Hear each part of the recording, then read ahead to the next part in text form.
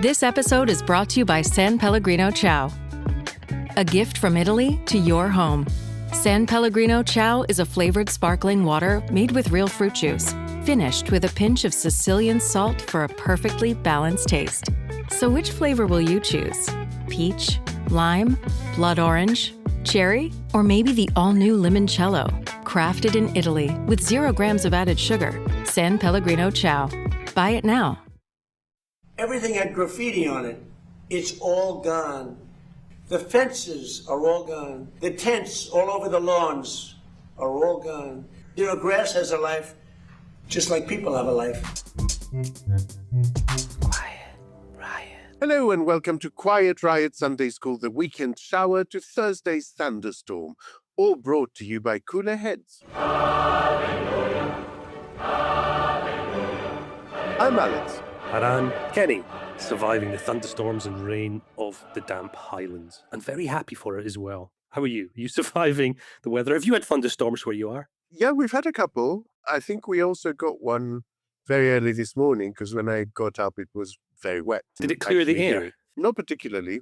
Oh, that's the most disappointing thing. A thunderstorm is a wonderful thing. The problem is tarmac, cement, they kind of absorb heat, and then when you get a sudden spray of water on them, it just becomes humidity and it actually makes it worse. How are things up in Scotland? Do you know, I love a thunderstorm, and where my mum and dad live is an old council house that looks out over a park. It used to be a bit moorland, but it's kind of pointing up the Great Glen, which runs from Fort William up to Inverness. And when a big thunderstorm blew in the other night, I was able to watch it sort of creeping down the Great Glen towards Andreou, where the big ski slope is in Ben Nevis. And there were some huge hits on Andreou. And then it loitered above the house for a little while, and it buggered off back from whence it had come. It decided it didn't like Fort William and headed back up off to the northeast. Can't say I blame it, really. You know, I would do the same thing myself. Yeah, no, we had that maybe Thursday night, I want to say, Wednesday, Thursday night. There was a proper big thunder and lightning woke us up. Thunderstorm in the middle of the night. It's the perils of tropical weather, basically, isn't it? Oh, me miserum. Now, if you like pointless noise with flashes of brilliance, why not paddle over to ko-fi.com/Quiet Riot Pod and become a sponsor for $5 a month. It helps us to keep all of our content free for everyone, whether they can afford a few quid a month or not. And now listen, a lot of the listeners are going to be a bit worn down by not just the heat, but by the sundry football-adjacent disappointments as well. So I suppose we should try not to get too heavyweight this weekend.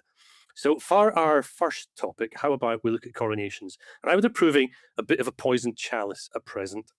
Yeah, that sounds good, actually, because there was a poll earlier in the week, and I found myself thinking how language might be guiding us towards one conclusion rather than another. Right. Now, I prefer a straw bow to a heavy crown myself in this weather. Of course you do. But talking of heavy clowns, hey, what's Trump up to? I feel that we've neglected the moron who would be king. Shall we do him as topic 2? Just give our listeners a little catch up. Let's do it if you must. And then look, to round things off, and I think in honour of Glastonbury having one of its years off, perhaps we should share some things that we wish would take a year off. Yeah, I can think of a few. Can I nominate myself? Don't you think you're not on my list already, bud? Listen, we're in agreement. I can't wait for Naomi to come back. She's back on Wednesday. Listeners, she's only away for a couple of days, but we do miss her, and I'm sure you're fed up of the two of us. So I'm fed up of the two of us. Today's the last day of the sausage fest at QRHQ. Quiet Riot. Always remember that the crowd that applauds your coronation is the same crowd that will applaud your beheading. People like a show. So wrote Terry Pratchett in his 33rd Discworld novel, which was called Going Postal. And he was, of course, absolutely correct. The spectacle of a coronation is, in many ways, an end in itself. Whoever is being crowned, and whyever they are being crowned. But coronations can also raise some very awkward questions, and we've seen two excellent examples at the pointy end of British constitutional culture this week.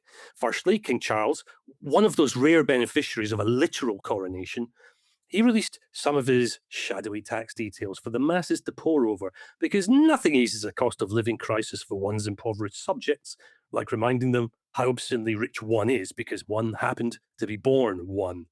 And then there's that other looming coronation of our King of the North, Andy Burnham, who, having leapfrogged 402 other Labour MPs in the race for the keys to number 10, has an extremely good chance of getting the big job unopposed. But that doesn't mean there's no opposition, of course. Alex. Shall we talk politics, or shall I tell you about the time I met Terry Pratchett? Quick, tell me the Terry Pratchett story. That's going to be more interesting than Andy Burnham and King Charles. I adore him and was involved in the corrections to a couple of translations of his novels into Greek.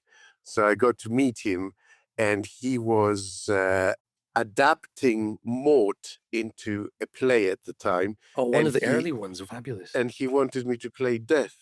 So he lucky bastard! He gave me a manuscript of an early draft of Maud that is dedicated to me and says, "Learn the words, Alex."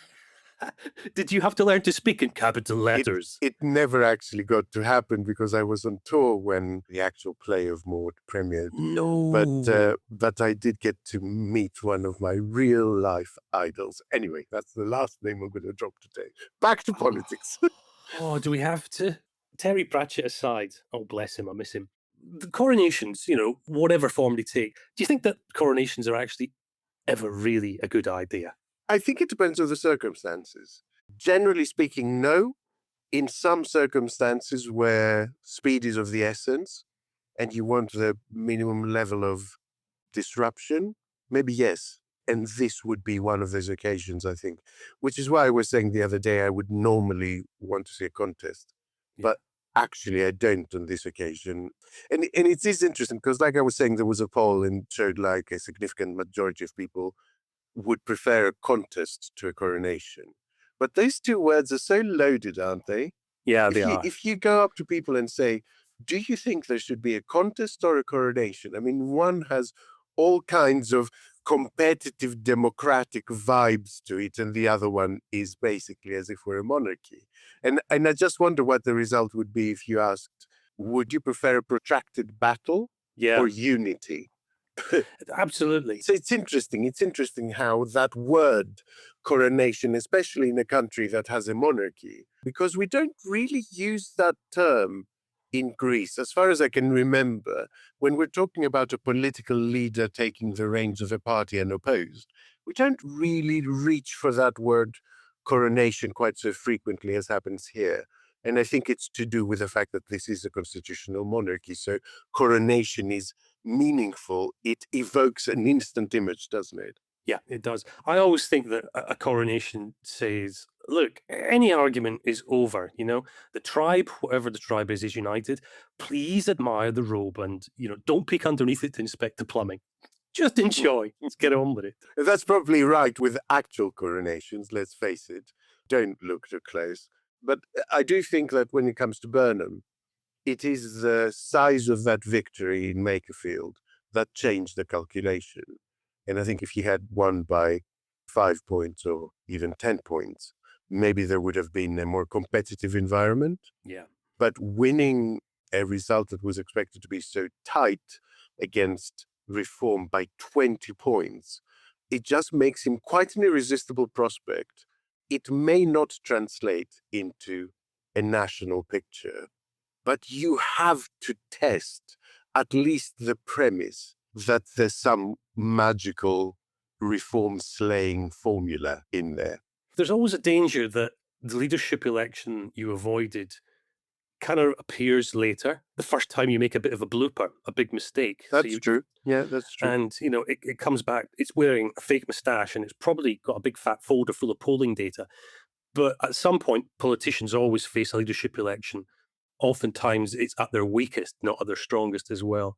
That's true. That's true. And it works the other way around as well, doesn't it, Kenny? Like, imagine there was a contest and Andy Burnham lost again, because this would be the third time. Number 3, yeah. So imagine there were a contest and he lost it. And then you go into a by-election or something like that. And Labour lose, how does the party cope with that? Having not chosen the person that just might have some sort of formula for beating reform and gone for someone else and lost, do you then revive a leadership contest again in a matter of months?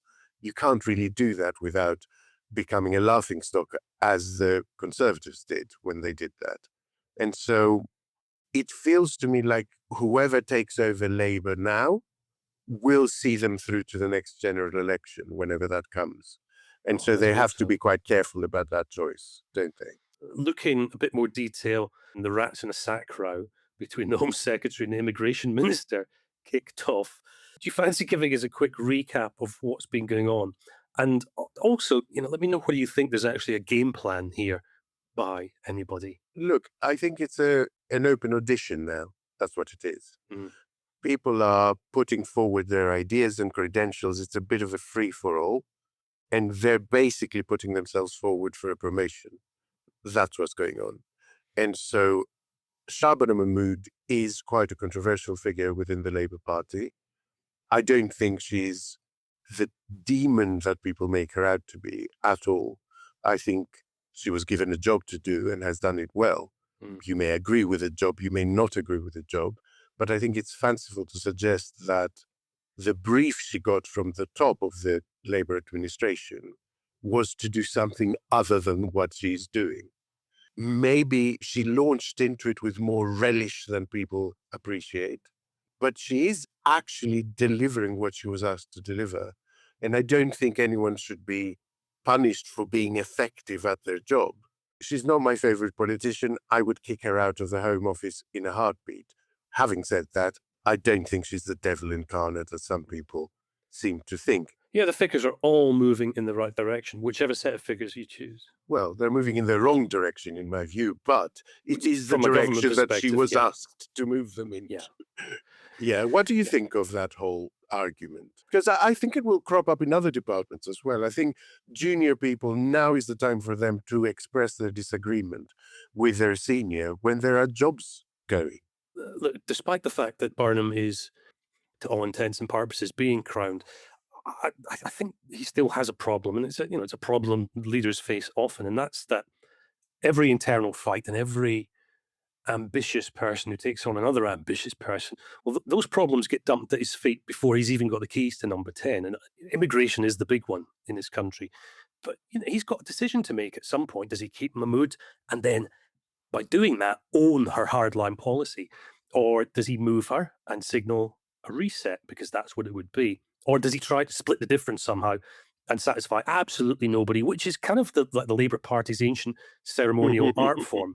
So I don't think that he gets off scot-free on this one, but the problems are being kicked down the road a little bit, into the summer, into the next Parliament. Quiet Riot. Starting or growing your own business can be intimidating and lonely at times.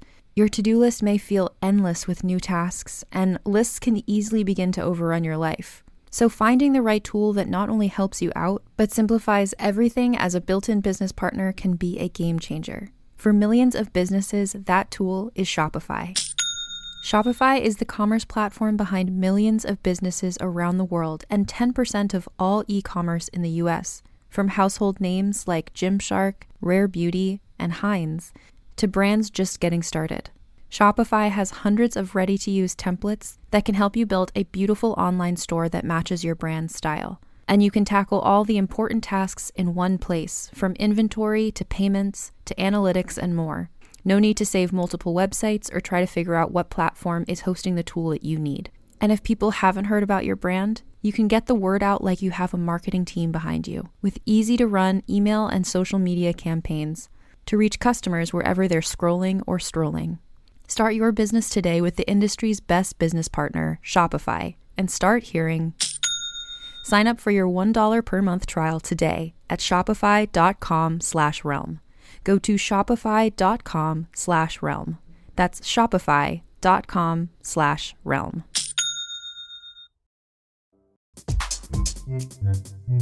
Quiet Riot.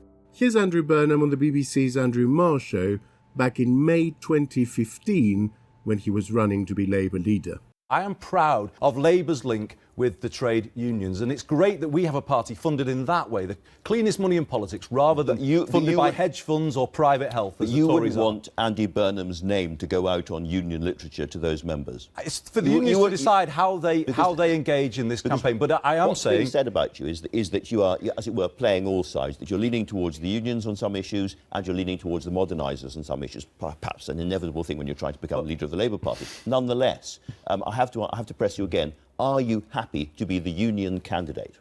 I'm the unifying candidate. I am bringing all parts of the Labour movement together. So that's why you don't think the Labour Party should break its links with the unions? Certainly not. I'm proud of those links. I am proud that ordinary working people will be taking part in this contest. People complain, don't they, about the lack of engagement in politics. I believe the trade union link gives ordinary working people a bigger say, a bigger sense of engagement in politics, and that's something to be celebrated. Do you think, really, the idea of a coronation, in the medium term anyway, actually hurts Burnham? No, I don't know. I don't think it does at all.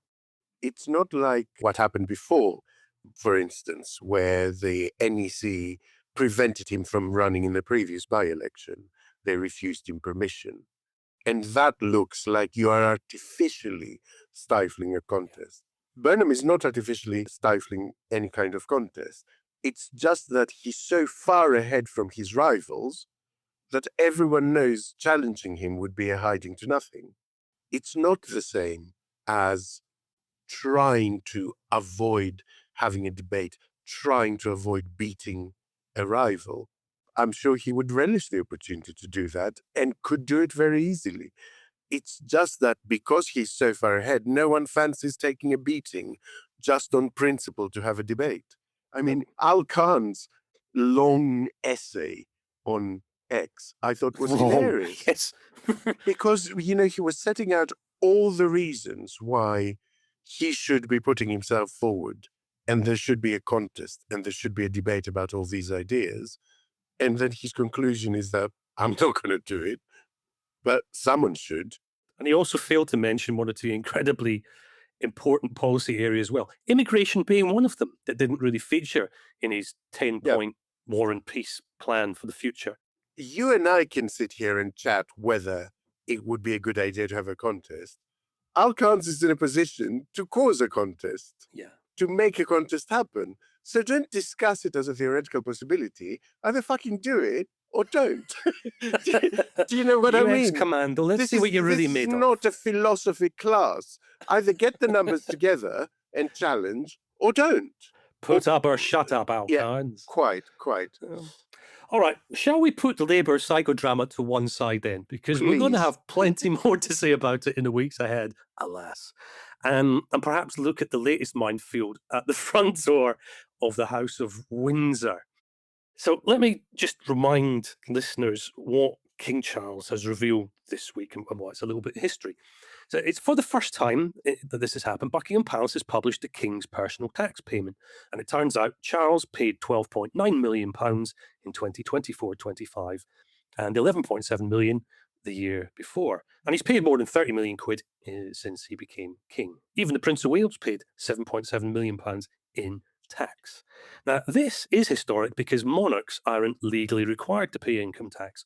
They're not legally required to pay capital gains tax. They're not legally required to pay inheritance tax either, which when you own as much of the country as they do, is a real fuck you to the rest of us in so many ways. They're not really required to do anything, are they? Do you know what? Ain't that just the truth? Yeah. But I mean, since the 1990s, let's be fair here, the monarch has paid some tax voluntarily, which is a very royal phrase. It sounds very civic-minded, until you remember that for everyone else, the phrase voluntary tax is probably better known as a fraud investigation pending. You do it, you don't question it, you do it, and you complain if you've paid too much later. So yeah, look, it is a step, but it's quite clearly a step from the pitch black secrecy of previous years into, I don't know, some very low-level, tasteful mood lighting.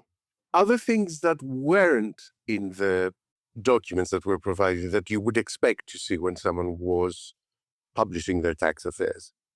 The working, because in tax, working is the whole thing. That's why we have accountants and experts. So look, we don't know his total income. We don't know the full value of his private assets. We don't know what deductions were made. We don't know how much income came from Balmoral or from Sandringham or from private investments or from other holdings. We don't know the effective tax rate, which is kind of significant, really. We don't even know how much was treated as official expenditure and therefore wasn't taxed at all. So the palace has revealed the answer, or an answer, should I say, but not the workings. It's genuinely, I think, transparency being performed by a posh man in front of a curtain saying, please enjoy this lovely curtain. Let me preface this by saying I'm a small R Republican.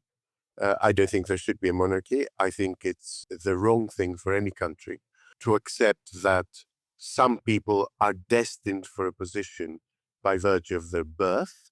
I think that reverberates all the way down the class system, because once you accept the principle that some people are born for bigger and better things, then you accept it for everyone.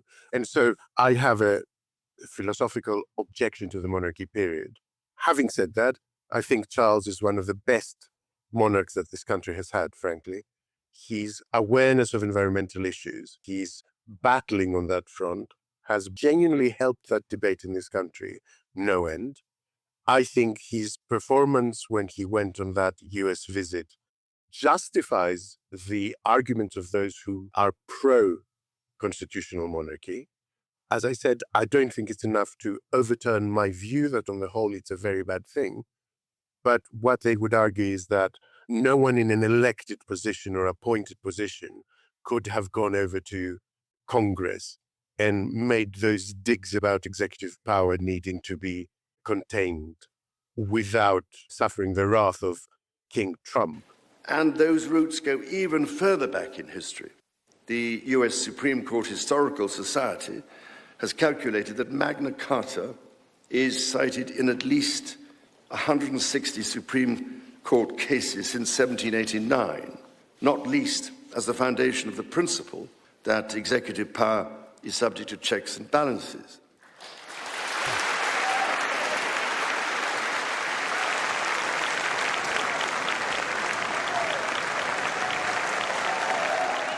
So that's on the positive column. And also in the positive column is that however much information is missing, at least he has embarked onto a process of making it public, which he didn't have to.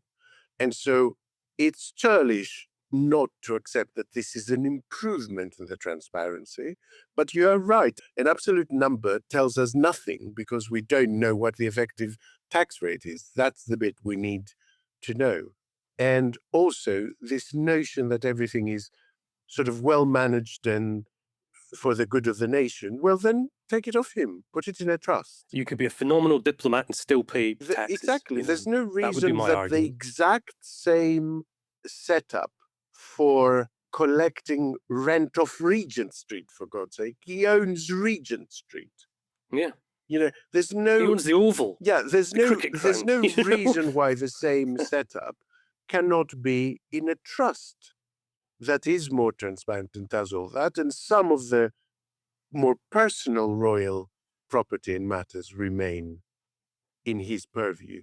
So yes, I agree with you that it's not enough, but I would say that it is a big step in the right direction, and I have to give him that. See, I've got a slightly different take on this, because what you say is absolutely right up to a point. And the point where I started shaking my head is where it started, there was elements of it that started to become a bit of a bugger's muddle. There are some nuggets that were buried in the figures. And one that really screamed out at me was the fact that, look, next year's sovereign grant, that's what you and me and the rest of the public pays towards the monarchy's running costs. Next year, it's £99.9 million.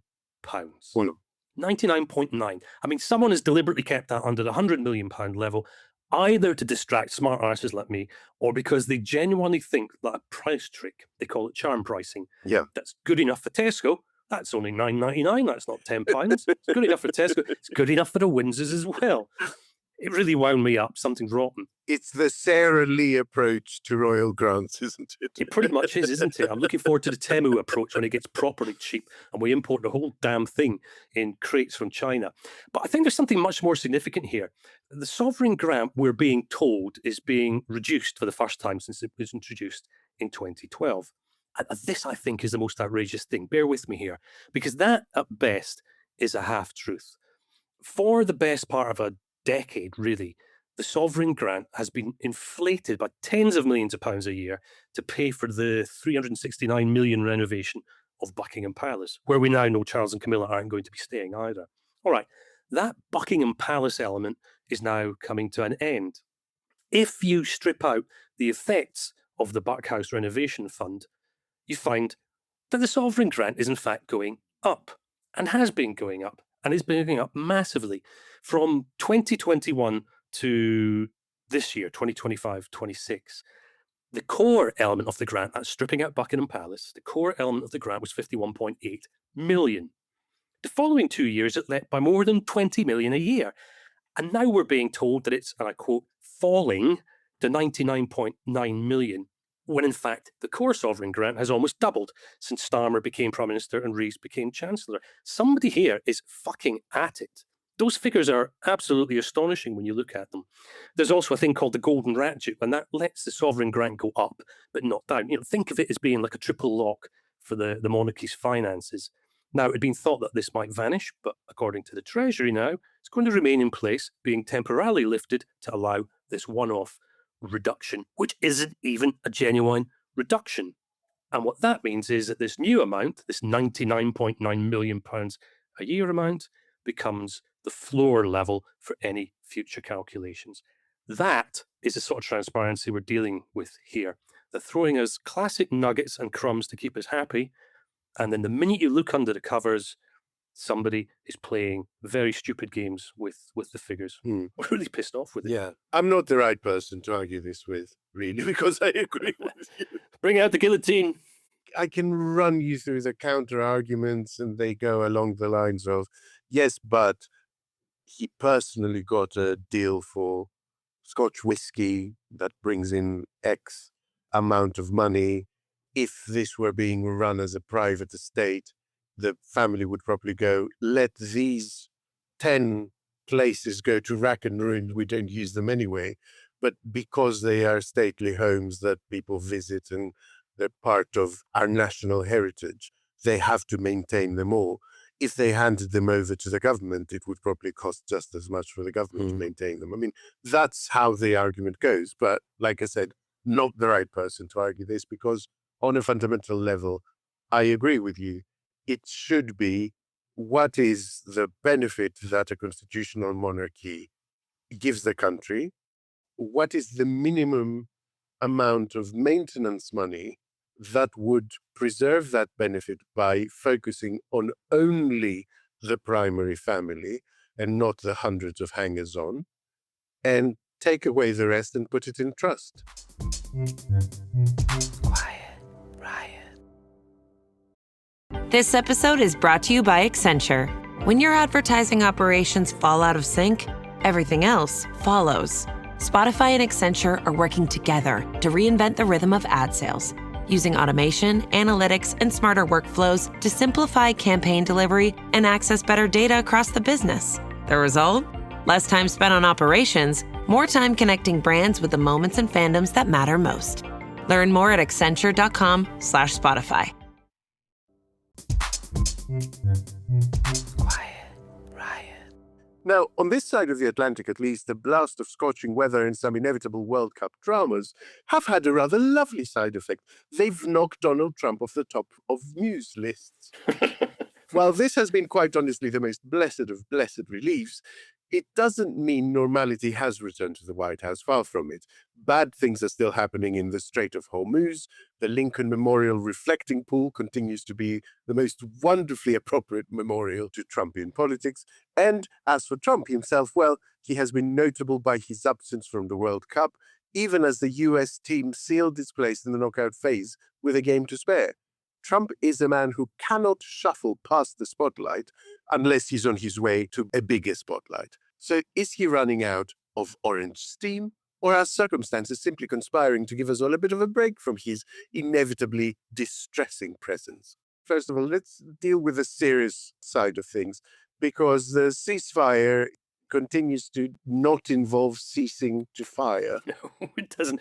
I mean, it's Trump's standard peace through escalation model, isn't it? The basic sequence, which we're probably all very familiar with, is Iran is accused of hitting a cargo ship in the Strait of Hormuz with a drone. Trump calls it a foolish violation of the ceasefire, and then US Central Command strikes Iranian missile and drone storage sites and coastal radar. Iran says then that it's hit US military targets in the region, and so the whole thing keeps bubbling along in the background. So, Trump's big Iran breakthrough is currently in that delicate diplomatic phase where both sides are accusing each other of breaking the ceasefire, while missiles kind of sort of move in to tidy up the footnotes. Alex, as Trump, have you spotted him saying anything about the other, I choose my words carefully here, the other scuffles in the Middle East? Oh, he's non-committal and changeable, as he always is. So very little of substance, basically. He's claiming this as a win. Everyone knows it's not a win. Even a lot of people in the Republican Party are actually piping up and saying this deal is a disaster. We're just giving them a pile of money in order to, at some point, negotiate a deal. It's basically a game show. Here's your appearance fee, and then you can come and choose a briefcase. Notably, I think, the G7 meeting. I thought that was quite striking. I had to go and check that Trump was attending halfway through the first day. I'd been watching news and everything, and I still didn't have a clear sense of whether he was in Europe at the time or not. Until, that evening when he met with Macron, they did that ridiculous handshake and decamped to Versailles. But I thought it was interesting that there wasn't the same breathless chasing of here he's boarding the chopper, here he's boarding Air Force One, here's Air Force One taxiing to the gate, here he's getting off. There just wasn't the same level of media attention and sort of pant-wetting excitement, which I thought was a notable thing. What did you think? I thought it was very refreshing. Quite clearly there are other things to occupy the media right now. The fact that the continent of Europe is on fire. And, let's not underestimate the impact of the World Cup. But the world of politics still has political reporters and camera crews and all sorts of other people going around with the Trump circus. Yeah, and the earthquake since, of course. Our best wishes go to the people of Venezuela. What a horrible, horrible situation to be in, especially on top of the political instability and the underfunding that's been going on for decades now. It's just a horrific situation to be in. What has Venezuela done to deserve this year? And we're still only 6 months into this year. They've been trumped. They've been flattened. I mean, in the world of Trump, there have been one or two amusing, I think, so chortle-inducing things have happened in the last couple of weeks, and we've not really covered them on the show. One of my favorites has to be the Giorgia Meloni story, because, that was properly deranged, wasn't it? Can you remind us what happened? Trump claimed that Meloni had begged him for a photograph, and he declined. Yeah. And Meloni did a sort of Insta video to camera. I mean, it's so indicative of the way our politics is now. Just did a video to camera on Instagram saying he's lying. Never happened. And what I thought was very, very interesting was that she said, not for the first time either, that he comes away from these meetings and claims things happened that never, ever happened. And it's really tiresome now. She really was suggesting she was speaking for all the other leaders, that we've had just about enough of it now. And it's interesting, this darling of the right is that is now facing a challenge from further to the right in Italy, seen by many on the far right as having betrayed her principles and become much more moderate, while the rest of the political landscape breathes a sigh of relief that she has grown into something slightly more decent and conventional while in power, and is even contemplating capitalizing on her current popularity and going for an early election. That's right. And I think it's quite an extraordinary thing, and it's even more extraordinary that Trump hasn't said anything about it since, that I know. No, I mean, credit where credit's due. If she manages to last to the end of this term, which I think it would be next September next year, she'd pretty much be Italy's longest-serving prime minister since, I suppose, De Gasperi, who was the prime minister when the current republic was formed just after the Second World War. I mean, that's no small feat. In Italy, prime ministers come and go like Vespas through a roundabout. They're noisy and the dangerous, and everybody insists that they've kind of got right of way. But she really has played a blinder in terms of her longevity in Italian politics. She's already lasted longer than Berlusconi did in 2 of his. I think he was prime minister 3 times. And also, I do like that she's not mincing her words. Where she said, neither I nor Italy ever beg, when she was giving the finger to Trump. Equally, at the same time, Trump backed her into a corner when he said that the Pope was soft on crime. In Italy, you don't get a choice. You're not going to be backing the American president against the Pope. That's not going to happen. Yeah. So I think that's kind of made it easier. It's been a much easier decision for her to take a very aggressive stance against Trump. And, who knows, it genuinely may pay dividends. I mean, look, all of that, I guess, is true. It's also true that she's a far-right politician. It's also true that many of her policies are insupportable. It's true that there is a tinge of performance to all this. But it is interesting, nonetheless, that she's choosing to unhitch her wagon from that particular star at this point going into an election, which must mean that she considers Trump to be an electoral liability rather than an electoral strength, that the closeness of her relationship with him, she sees as a risk going forward. I said that many, many times about Farage, that attaching oneself so closely to the MAGA movement had significant risks if his second term did not go as intended, especially since the next American election will probably precede the next general election here, because our terms are 5 years and theirs are only 4. And so Farage might want to have a little look at what Meloni is doing, because she's no mug. She wouldn't be doing this if she thought it was an electoral disadvantage come the next election. She can see that the Trump project is failing and is detaching herself from that dead weight before it drags her down with it. Quiet, Riot. This is going to be an extremely busy month. I have to watch 104 soccer games, follow the pregame, the postgame, yell useless opinions at the TV. It's a lot. So I knew that when it comes to screening for colon cancer, the choice was clear. The Cologuard Plus test. It can be used at home and can only take 15 minutes, so I can do it during halftime and not miss any action. If you are 45 or older and at average risk, ask your healthcare provider about screening for colon cancer with the Cologuard test. You can also request a prescription at Cologuard.com. Quiet, Riot. He was spouting on Truth the other day about how his true popularity ratings are better than anyone's ever have been. And it's just deluded. It's not just not true. It's so far away from the truth that it's ridiculous. I've been looking at the race to the White House tracker poll that CNN has been doing, designed by pollster Logan Phillips. And basically, they have been accurate so far in calling 97% of 846 House races, 96% accurate on calling governor races, and 94-point-something% accurate on calling Senate races. That's not a bad pedigree. Better than my prediction rate for the World Cup, that's for sure. It gives various polls a weight depending on the rating and how reliable they have been in the past, and aggregates all of it. So it's as good a measure as you will get for America as possible. And at the moment, they are showing Trump's personal popularity ratings in the toilet. How low is low?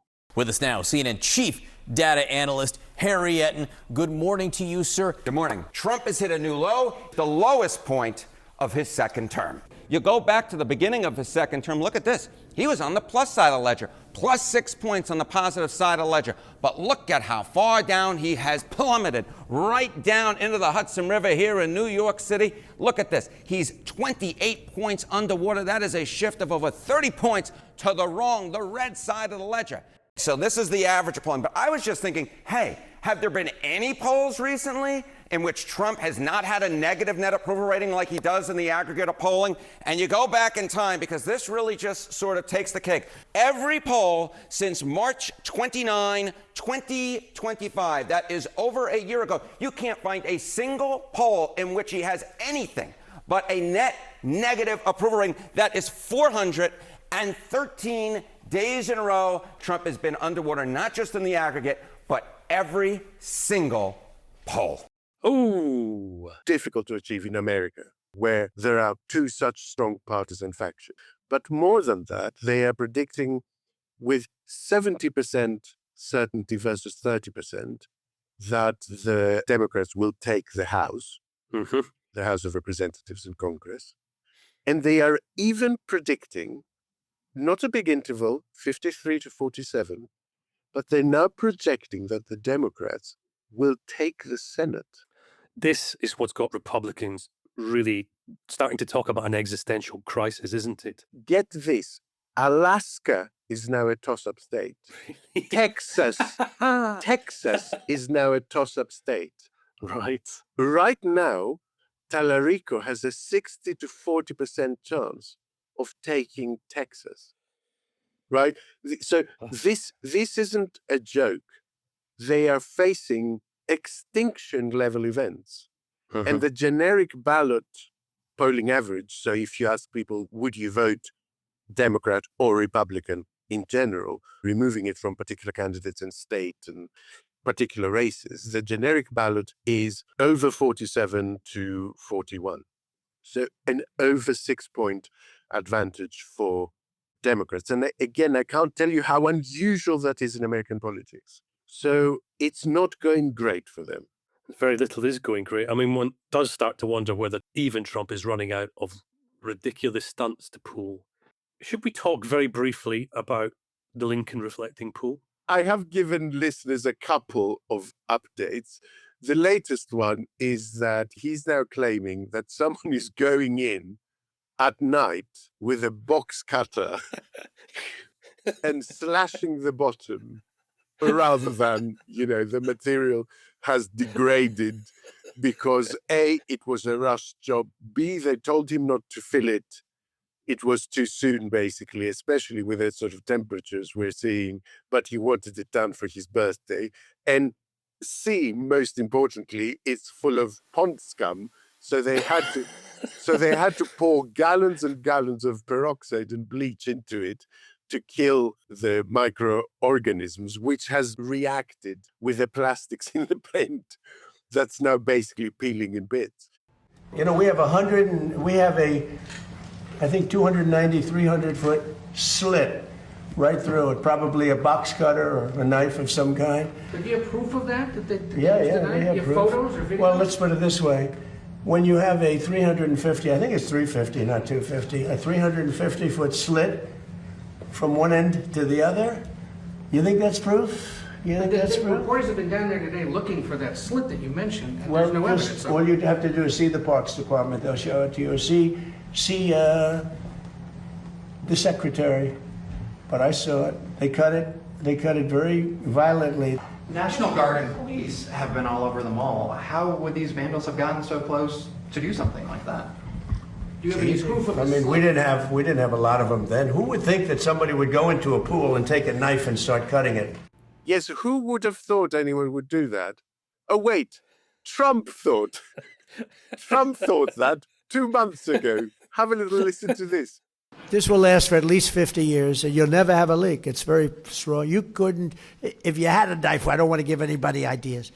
If you had a knife, you can't even cut it. So strong, so powerful. It's like powerful rubber. And now he's claiming that people are going in the reflecting pool and shanking it. He can't work out how big the shank wound is either. 35 feet 1 minute, 135 feet another, 17 light years another. It's just ridiculous. People have been arrested for vandalism of the reflecting pool, purely basically to make him feel better about it. He asked the police to go out and arrest loads of people so that he can say, oh, today we arrested 6 people for vandalism. If there's a video of a woman basically just putting her hand in the pool, splashing it about to get an idea of the temperature and being arrested for it. Let's look at another historical monument this week. And this is John Bolton. I don't know if listeners remember him. He's the sort of he was the Mario moustache dude. He looks like a character from Toy Story, does he not? For those of you that haven't been following the John Bolton saga, he's admitted mishandling classified information. Now, he was originally Trump's national security advisor. Then he flipped and became one of Trump's fiercest critics. It's a familiar enough story. And then he ended up in court admitting wrongdoing over classified material. Now, the details are quite something, actually. It's easy to laugh, but prosecutors say that Bolton shared more than 1,000 pages of diary-style notes with a couple of his relatives while he was working on his memoir. He's agreed to pay a $2.25 million fine. He's agreed to do up to 100 hours community service. He's forfeiting his government pension, and I think final sentencing is due in October. While his lawyer says, look, Bolton took responsibility and Trump did not. Now, politically, it suits Trump because it lets him say, look, my critics are all corrupt as well. Remind me, how did Bolton have access to this confidential information? Well, he was Trump's national security advisor. He was appointed by Trump. Exactly. That's where that argument should end, right? It kind of should, shouldn't it?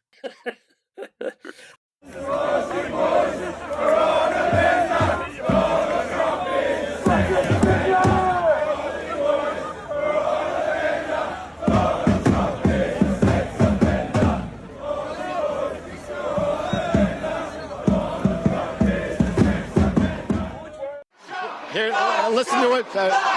Said we were in a sports bar. We were going to be outside. We were going to be looking at a screen. All right, so we should talk about the World Cup. Is Trump, who's been notable by his absence from the World Cup, running scared of a global audience that even he knows will boo him? What's your take on this, Alex? He knows they'll boo him. The end. Let's move on. It's not particularly complicated, is it? So he's probably waiting for the right kind of fixture, maybe. Yeah, one where a trophy appears, or maybe like a high-profile semi-final with another Peace Prize thrown in. Something that can make the whole thing about him. Maybe one where America is not playing a country that he has either started a war with or threatened to start a war with. I think there's still 2 or 3 of those in the tournament. He doesn't want to be embarrassed in front of a global audience. If the USA makes it into the quarterfinals, I guess, then he will have to show his face, won't he? I am here for that moment. Quiet, Riot. And finally, a moment of silence for Glastonbury, which is not happening because Worthy Farm is taking a fallow year. The land gets to rest, the cows get their fields back, and a BBC presenter's got a year off from struggling to find new ways to say vibes. And thousands of middle-aged people, it turns out, well, they've dodged sunstroke as well as lumbago from sleeping in a tent this very hot early summer. But it does feel almost un-British, this idea that something popular might deliberately stop for a year to give the land and the locals a bit of a break. Glastonbury, after all, has given us some astonishing national moments. Bowie in 2000, Jay-Z in 2008, annoying Noel Gallagher simply by existing, and then opening with a Wonderwall cover. Wonderful moment. And of course, there was Jeremy Corbyn on the Pyramid stage in 2017, basking in the glory of that chant. But this year, nothing. Just a well-deserved breath. Which gives us an excuse to ask, what else in British life should be sent away for a year? What needs a proper fallow year? Not necessarily cancelled, not abolished, just told to go and sit quietly in a field until it remembers why people liked it in the first place. Alex, can we come up with 3 each? I think we should alternate, and you can go first. The summer blockbuster. Oh, no! Yeah. Jaws! Yeah. I don't want to go sit inside a cinema when it's lovely outside. I want blockbusters to come in the dark winter months. No, if you go and watch a blockbuster in the cinema, you don't get skin cancer in your face in this country now. No. It's a lifesaver now, the summer Nonsense. blockbuster. Nonsense. I want the summer blockbuster to take a year off until this country can get its shit together and start opening some open air summer cinemas, proper ones. Not pop-up ones, not ones where you have to join some secret Facebook group and do a secret handshake in order to find out what film is on when and where. I just want some proper... No Masonic Film Wednesday. Proper summer cinemas, basically, that just show old movies like they have in all the Mediterranean countries. Okay, that's a good range. I quite like that one. Okay, my first one then is Nigel Farage's pint. I want that put on a sabbatical. That poor pint has done more media work than most junior ministers. Yeah. It's done one good thing, and that's put me off brown beer. But, I feel ready to return for a pint if Farage gives his sodding beer 12 months in a rehab facility. After 12 months, I might even miss it. Might, mind you. So that's my first one. It's not Nigel Farage. That would be unfair. Would it be unfair? Instead of drinking beer, this summer, I want him to drink cider. Sweet cider, and I want him to stand in a pub garden and get his arse stung off by angry drunk wasps. This is the direction of travel I think we should be taking on this one. Yeah, okay. That's brilliant. Cider, strychnine, potato.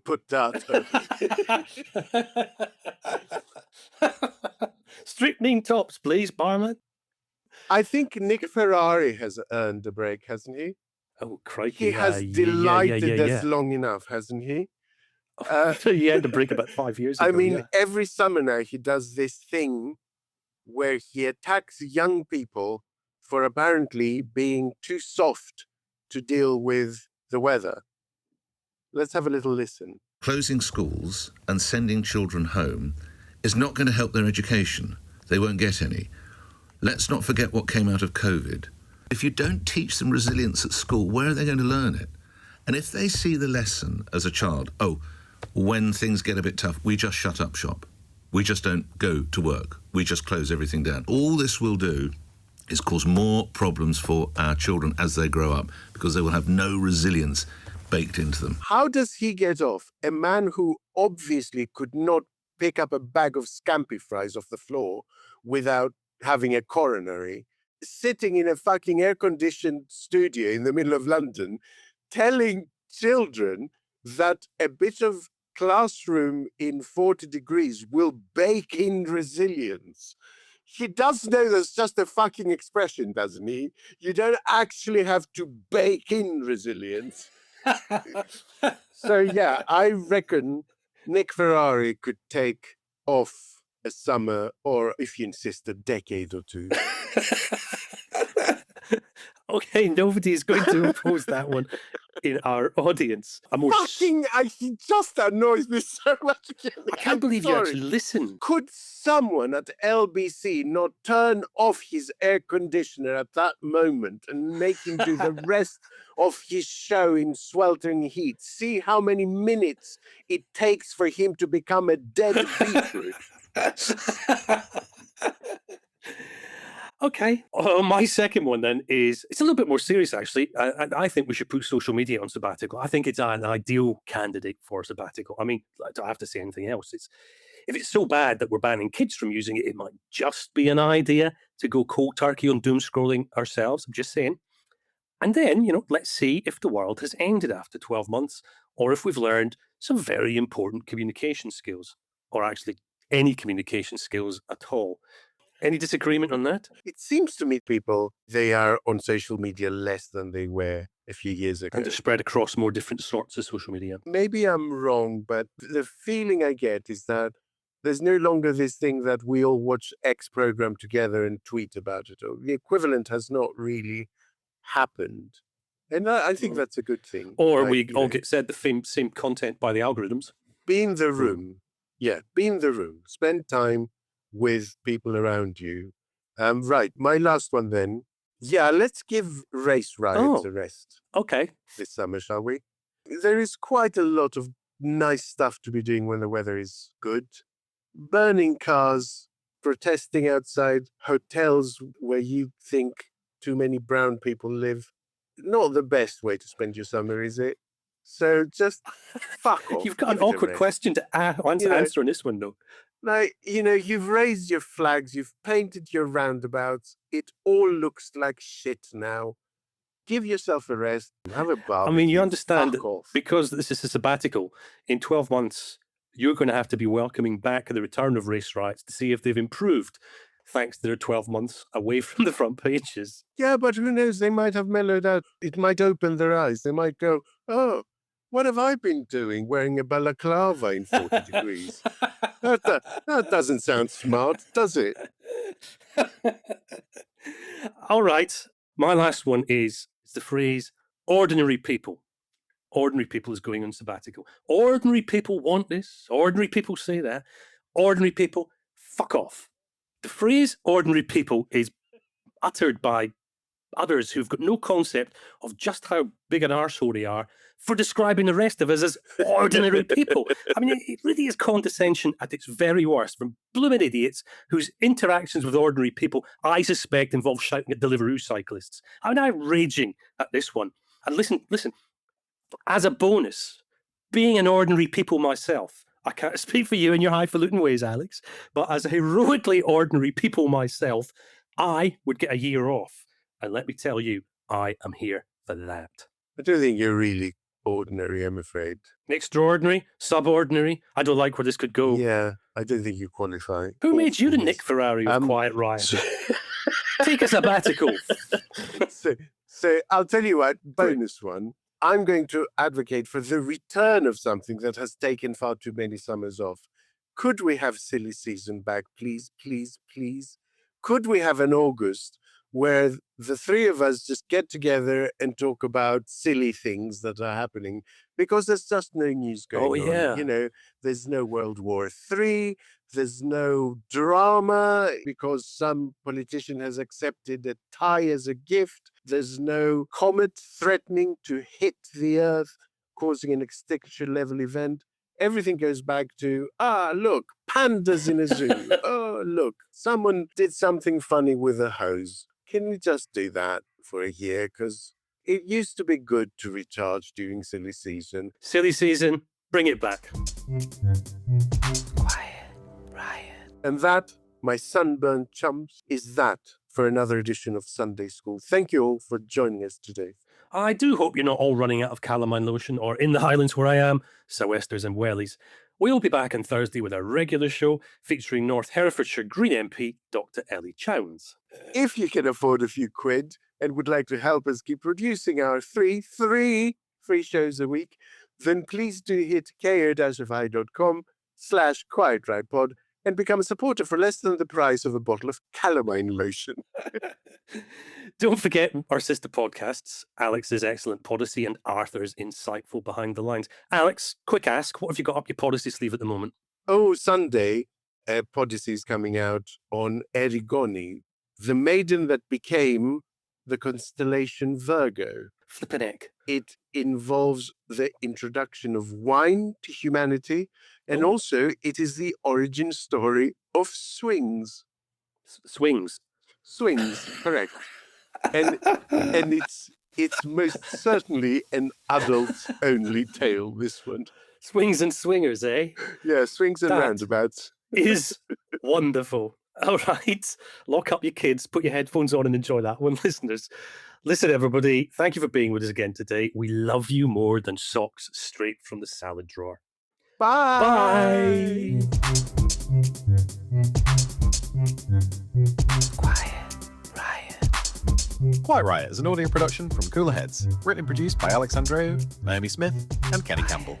Music by Mariana Sangeeta, artwork by Simona Canelu, and edited by me, Alex Reese. Quiet Riot.